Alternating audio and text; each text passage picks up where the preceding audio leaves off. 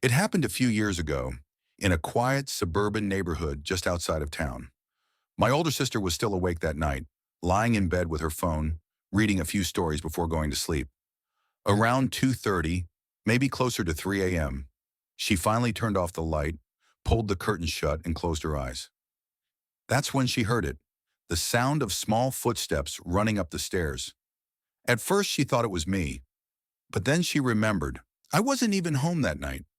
Mom and I had stayed over at my aunt's place. Everyone else in the house was asleep. That late at night, who could possibly be running upstairs? A chill ran down her spine. Before she could move or even turn her head, her whole body froze. She couldn't breathe properly, like something was pressing down on her chest. And then she heard it, a faint voice echoing from somewhere far away. Sister, sister. It wasn't right beside her. It sounded like it was traveling through the walls, soft and distant, yet clear enough to make her blood run cold. Her body felt icy. She tried to call out for our other sister sleeping beside her, but nothing came out. She couldn't move a muscle. After what felt like forever, she finally managed to twitch her fingers, then her legs. She sat up, heart pounding, and pulled open the curtain that hung around her bed. For a brief second, she saw a figure standing beside her bed. But when she yanked the curtain fully open, there was nothing.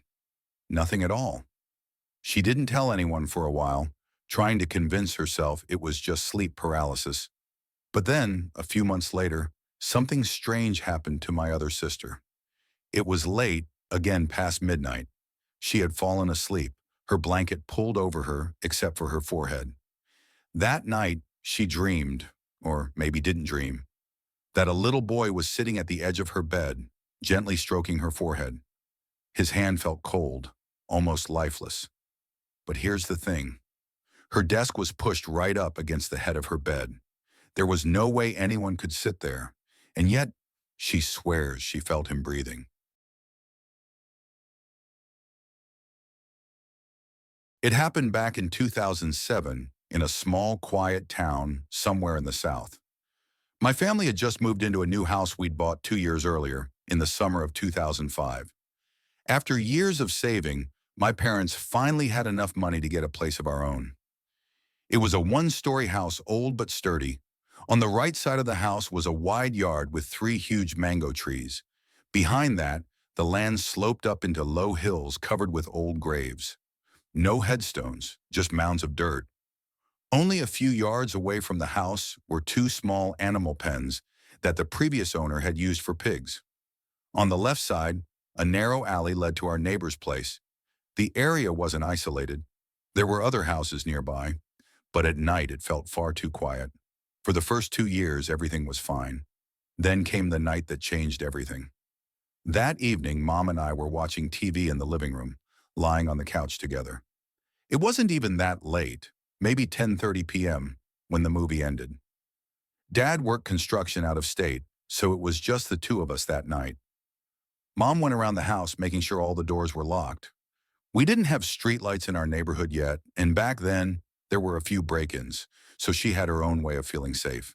She stacked a few metal pots against the back door. That way, if anyone tried to get in, they'd make a noise. When she came back, she slipped a kitchen knife under her pillow, just in case. I lay there half awake, staring out through the glass front door. The moonlight was bright that night. I must have dozed off without realizing it. Then, crash! The sound of metal hitting the floor, loud and sharp, jolted me awake. It came from the kitchen, the pots Mom had stacked by the back door. I glanced at the wall clock, but the power was out in that part of the house. Mom was already awake, flashlight in hand, stepping toward the kitchen. When she came back, she said it was nothing. Maybe the pots just slipped. The clock read 1:15 a.m.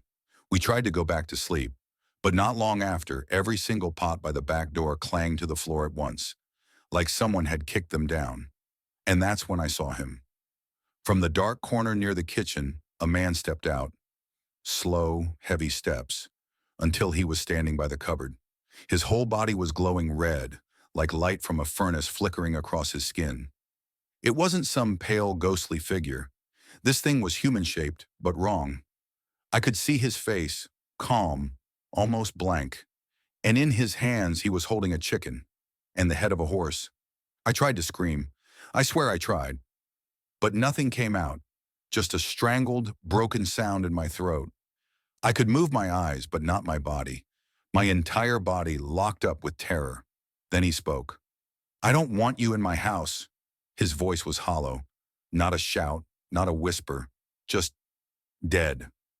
And then, before I could even blink, he reached down and wrapped his hands around my mother's throat. She struggled, kicking, gasping, trying to scream, but no sound came. I watched, helpless, tears burning in my eyes. Finally, her hand brushed against the knife under the pillow. She yanked it up, held it out in front of her. The red man froze, then turned away and walked quickly back into the dark kitchen. The moment he vanished, Mom stumbled to her feet, breathing hard, and flicked on every light in the house. "There's something in here," she screamed. Her voice cracked the silence like a gunshot. I grabbed the knife from the floor and ran toward the back door, my fear drowned by pure rage. I flung the door open. Nothing. Just cold night air and the sound of the trees moving. Mom was sobbing, shouting for me to come back inside. Our neighbors, hearing the commotion, came running. We told them what happened, though even as we said it, it sounded insane. Neither of us slept that night, or many nights after. For a long time, I tried to convince myself it was a dream, some kind of shared nightmare. But every time I walked into that kitchen, I could feel something watching. We moved out a year later. The family who bought the house didn't stay long either. I heard stories later. Noises, shadows, doors slamming at night. And now when people ask me whether I believe in ghosts, I don't even hesitate. Yes, because sometimes they're closer than you think.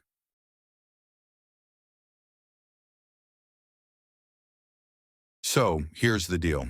I'm currently renting a room in this 3-story house with a big rooftop terrace where everyone hangs their laundry. The place is right on the main street, so the first floor is rented out to this married couple who run a small hair salon. My best friend and I share a room on the second floor. There are 2 more rooms upstairs, both rented. But here's the weird part. On our floor, there are 2 rooms, and only ours is occupied. The other one has been locked tight since the day we moved in. Another thing that bugged me at first, our room was way too nice for the price. Flat screen TV, nice bed, full furniture, and all that for only $600 a month. I thought, what a deal. Everyone gets their own keys, no curfew, no landlord hovering around, so I didn't think too much. For the first few days, my friend was still around, coming back at night after work. But about a week ago, she went home for a few days, so I was alone in the room. That Monday night, I came back around 9 p.m. after grabbing food and hanging out a bit. The salon downstairs had already closed, and the staircase light was off. I parked my scooter in the hallway, using the headlight for vision. And that's when I noticed how creepy the hallway looked. At the very end of the corridor, there was a big mirror facing straight toward me. And right under it, a hair mannequin head, long black wig, drooping down, face turned slightly away. I swear to God, that thing wasn't there when I left earlier. My heart skipped a beat. I muttered, "Great, just what I need. Nightmare fuel." Then I hurried up, turned on the stair light, and started climbing. Halfway up the stairs, guess what? Another mirror. Why the hell does this house have so many mirrors? When I reached my floor, I glanced at the locked glass door of the empty room across from mine. It was completely dark inside, curtains drawn tight. I tried not to stare. Once inside, I flipped the light on. Everything looked normal. I sighed in relief and went to shower. The bathroom also had, of course, another damn mirror right above the sink. I avoided it completely. While I was showering, someone knocked on the bathroom door. Soft at first, then harder. I froze. People say never answer when someone knocks or calls your name at night, so I stayed silent. After a while, the knocking stopped. I finished showering, dried off, and stepped out. No one was there. The hallway was empty. Probably someone from another room messing around, I thought, and brushed it off. Around 11 p.m., I was still awake, scrolling through my phone, checking messages. Then it happened again, knocking on my door. This time it was clear and rhythmic. I didn't move. I just sat there waiting. After a few minutes, it stopped. I decided to call it a night, turned off the lights, and tried to sleep. That didn't last long. Somewhere between dreaming and waking, I heard it a mix of scratching and knocking, slow, dragging, right outside my door. I groaned. Cut it out, not funny. But the sound kept going. The scratching got sharper, like metal on wood. Something in me snapped. Maybe from anger. Maybe from sleep deprivation. I got up, grabbed the doorknob, and yanked the door open. No one. No cat, no dog. Just an empty hallway. And I swear I could still see my own reflection in the mirror at the end. But something about it felt off. That was the moment I realized how cold the room was. I slammed the door shut, jumped back into bed, and didn't move again until sunrise. I don't know what's in that empty room across the hall, but every time I pass it now, I keep my eyes away from the mirrors.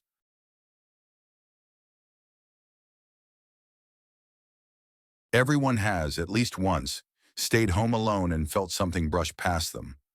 A fleeting shadow, a presence that shouldn't be there. Most call it imagination. For me, it was real. And one day I finally saw what it was. I had just moved into a small studio apartment near my office. Rent was cheap, the location was perfect, and I needed to save money to send back home. The previous tenants had moved out in a hurry, so I placed a 3-month deposit to move in right away. The place was small. Wooden walls, a faded blue curtain dividing the room for privacy. Outside, wild vines crept along the fence, and a few fruit trees grew in the backyard. It was quiet, clean, and peaceful. Or so I thought. When I arrived, I was surprised to find some of the previous tenants' belongings still there. The building manager said they were a young couple who'd suddenly returned to their hometown because a family member had fallen seriously ill. The actual owner lived abroad and hadn't been back for years. Later that evening, I walked to a nearby convenience store for some water. The cashier looked at me strangely, but I didn't think much of it. On the way back, church bells began to ring from somewhere nearby. Slow, deep, echoing through the dark. I muttered, "Didn't know there was a church around here." Its gate was locked, but the bells kept tolling, steady and haunting. That night was my first in the new house. I cooked a small dinner to celebrate moving in. The bathroom was outside near the back garden. Too dark for me to go there at night. Whatever, I'll shower in the morning. As I pulled the blue curtain to change clothes, I suddenly saw a shadow dart across behind me. Almost instantly, the neighbor's dog started barking and scratching at the fence. A chill crept up my spine. The air grew thick. It felt like someone was watching me. After dinner, I called my parents, then checked the old clock on the wall. 10 p.m., time to sleep. The crickets outside chirped endlessly. Somewhere between waking and dreaming, I felt my body float, following a dark figure out into the yard. The garden was bright as daylight, but I couldn't make out what the shadow was. I just followed, step after step, until my foot touched something ice cold that pulled me back. I shot awake, 10:25 p.m. Only 25 minutes had passed. So what had just touched me? The house was silent, the air was heavy, and at that moment I realized maybe the couple before me hadn't left because of an emergency. Maybe they'd been driven out.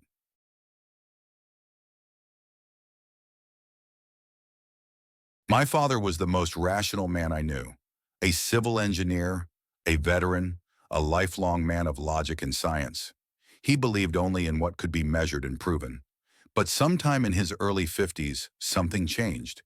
He started reading about astrology, geomancy, numerology, tarot, anything that dealt with energy, balance, and fate.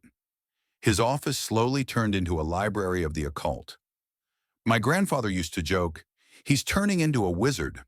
At first, we thought it was just a harmless hobby, but then he started helping neighbors measure house energy, picking good move-in dates, arranging furniture by flow and light. Next door lived an older man named Charles, who shared my father's interests. They often exchanged books and theories.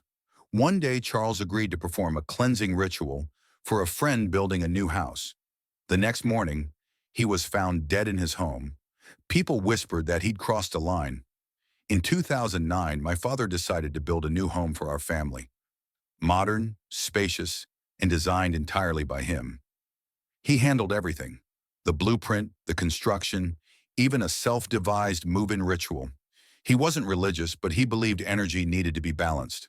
The house looked perfect, yet felt cold. Only my parents and grandfather lived there. My wife and I visited occasionally. My wife said it felt like walking into a place that didn't want her there. My grandfather, nearly 100 years old and slipping in and out of lucidity, began seeing people at night, strangers standing outside asking to come in. Sometimes an old woman, sometimes children. He said they'd walk upstairs and vanish before dawn. When my wife gave birth to our first child, she stayed there for a few weeks so my mother could help. Every night she heard footsteps in the upstairs hallway, doors slamming on the third floor. She thought it was my parents. Then my aunt came to help for a month, sleeping alone upstairs. The next morning she said, pale as paper, "There's someone up there with me." I heard them moving all night. A few weeks later, my wife packed up and moved back in with me, and never went back. I'd heard things too. Loud thuds against the walls like someone was striking the house with a beam of wood. My sister had the same experiences, but we all stayed quiet, afraid of offending my father's pride. Years later, when my son was old enough to speak, he began pointing at empty corners of the house, saying he saw kids playing there. Once, while trying to put him to sleep, he looked toward the balcony and said, "Tell her to stop teasing me. I want to sleep." My wife didn't sleep at all that night. After my grandfather passed away, everything stopped. But during the wake, my son, just 2 years old, laughed, crawled under the table where the coffin stood, and giggled as if playing with someone we couldn't see. Only at dawn did he finally sleep. Some say the land had no guardian spirit, no energy to keep other souls away. Others think my father might have made a mistake during his ritual and invited something in that never truly left.